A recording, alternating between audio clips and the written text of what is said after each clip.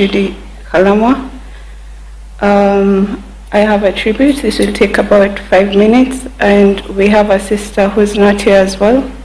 Her name is Sally, and she asked us to read a poem on her behalf.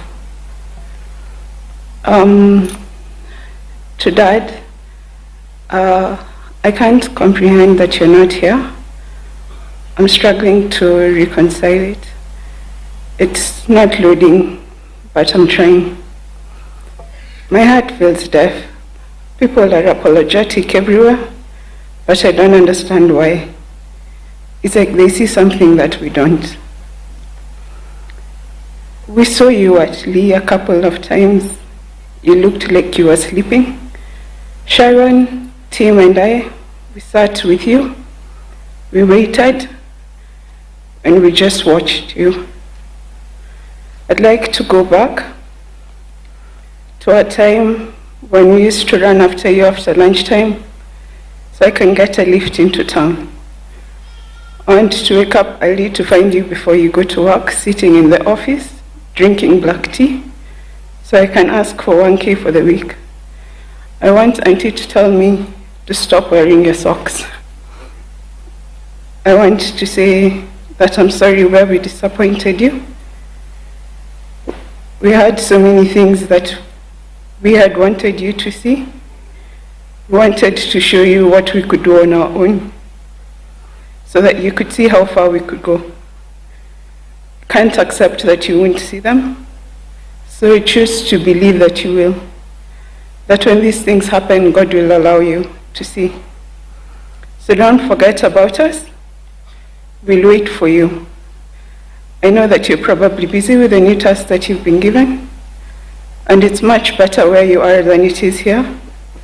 But please make time to visit us, at least on the important days.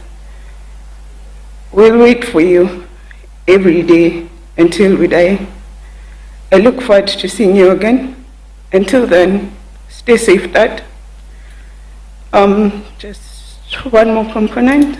To those who didn't know him, our father was a good man at heart. Like all men, he had his shortcomings. He was a man of extremes, extreme generosity, extreme compassion, and extreme grace for his children. And when things went wrong, sometimes they did go wrong in a big way. He was a man of high ideals and high expectations. As children, we looked up to him. As we grew older, we began to understand him. At times we questioned him, but overall we always deeply admired and consistently strove to make him proud. I believe that God sees him in his entirety, his heart, his spirit, his struggles and the burdens that he carried, all of him. God is a great equalizer. I pray that he gives our father grace and keeps him well. I thank God for the time that we had with our father and for the father that he gave us. I want to thank my dad for everything that he did for us. I am who I am because of him. I want to thank my mothers. Only God can repay them for what they've done for us. I thank my siblings. I'm grateful for you. Our extended family, his friends, and everyone who supported us, be blessed. Can you allow me to read the poem that Sally had written? So this is from Sally. I tell myself to return to who I am, but grief has taken the shape I knew. I became myself beside my father, and without him I do not know my edges. Chimamanda Ngozi Adichie writes of bodies hurting in grief, tongues turning bitter, hearts racing beyond control. I feel all of this. Thick Nat Han teaches calm in the storm of anger, a breathing back into the self, but my grief is a storm without a center, and I cannot find the self that I am meant to return to. So I choose another way. I choose continuity, a tree that grows because he existed, love still alive, roots that hold the earth he once walked. I am my father's child. My ribs ache from crying, my heart runs away from me. My body has become a place of breaking, my mind a hive of bees. And the world goes on unchanged. The mail still comes, the sun still rises, people still speak of ordinary things. Life does not pause for my sorrow. Inside me, something has shattered. Grief says it's finished, my heart says it's not. Dad, I thought you were immortal. I thought you'd always be here. I thought you had master time. I thought you commanded it. You are larger than life itself. Thank you.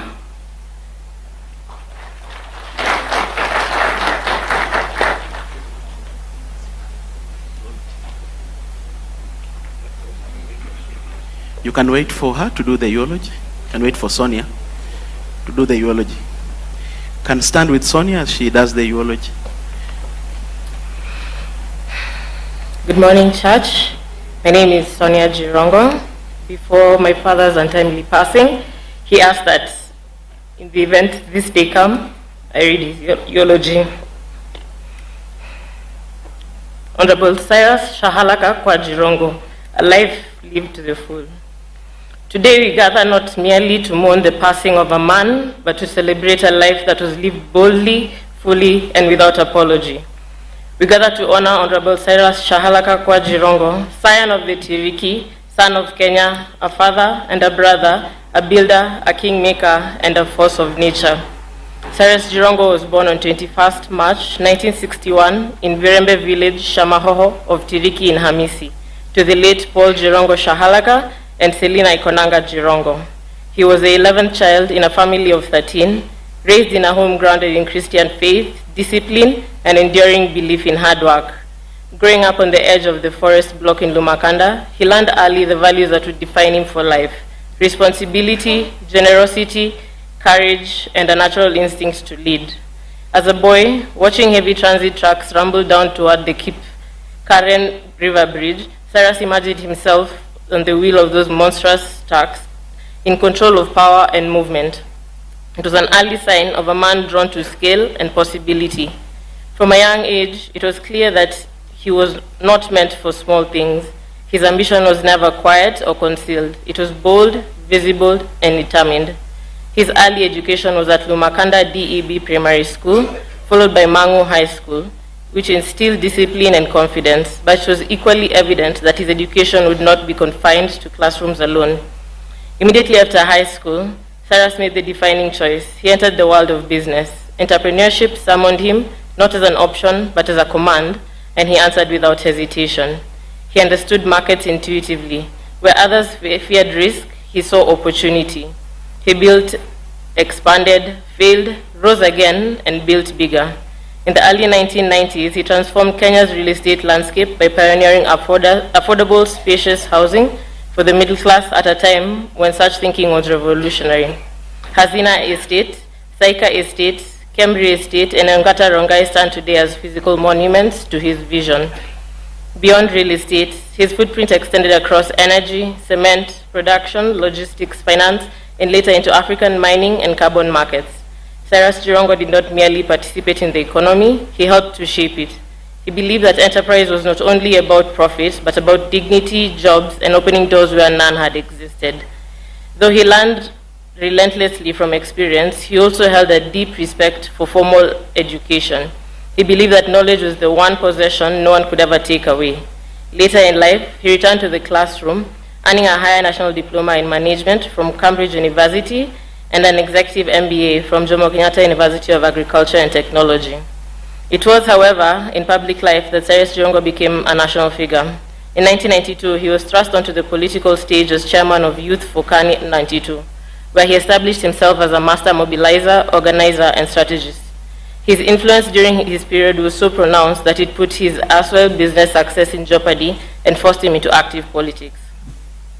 He served with distinction as chairman of AFC Leopard, as a member of Parliament for Lugari constituency for 2 non-consecutive terms, as Secretary for Internal Relations of KANU, and as Minister for Rural Development in Parliament and Cabinet. He believed leadership was practical work, connecting households to opportunity through roads, schools, clinics, water, power, and markets. A little story is told about how at the height of the post-2007 election violence, he rode on a black mamba bicycle persuading his constituents to take in internally displaced persons.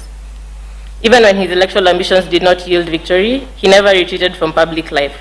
Cyrus Jirongo believed that leadership was not about winning once, but about standing up every time. He founded and led political parties out of deep conviction, believing fiercely in federalism, economic empowerment, and dignity for ordinary Kenyans across the nation. For his service, he was awarded the Order of the Golden Heart of Kenya, EGH, one of the nation's highest honors. Yet those who knew him best will tell you that titles mattered less to him than impact. His proudest legacy was not office, but people. Students whose education he paid for, families he supported, entrepreneurs he backed, businesses he rescued, and communities he uplifted. His role in championing the growth of Masinde Muliro University of Science and Technology remains a lasting gift to Western Kenya and the nation. Beyond public life, Cyrus Jirongo was above all a family man, a patriarch in the truest sense. He was husband to Anne Kanini, Christine Nyokabi, and Anne Lanoi, and a devoted father to many children, each carrying a piece of his spirit. To them, he was not a politician or tycoon. He was simply dad, loud, loving, demanding, generous, and present. He celebrated their victories loudly, corrected them firmly, and believed in them relentlessly. His multicultural children speak of a man who taught not through lectures but by example, a man who believed in courage, discipline, forgiveness, and laughter. His presence filled rooms, his humor disarmed tension, his voice carried authority. He gave freely, sometimes too freely, but always from a place of love. To his siblings, Cyrus was more than a brother. He was a pillar, a shield, a provider, and a pathfinder. He carried his family with him as he rose, never forgetting where he came from, never abandoning those behind him. In life as in death, he remained the center that held many together. Cyrus Jirongo lived as he was, authentic and unapologetic. He spoke the truth, he took risks, he failed publicly and rose again every time. He believed fiercely in possibility. He loved deeply and gave generously. Today, Kenya has lost a political giant. Western Kenya has lost a son. His family lost a husband, a father, a brother, and a protector. But loss is not the final word on the Cyrus Jirongo story. He leaves behind something stronger than absence: legacy. Legacy in the lives transformed, legacy in the courage passed on, legacy in the children who carry his name and his fire. His voice may be silent, but his impact still speaks. His life was full, his race is run, and his legacy endures.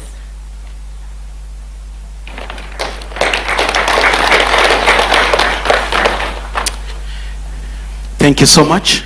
Why can't we just appreciate the children of Honorable Cyrus Jirongo. Asanteni sana, and may God bless you.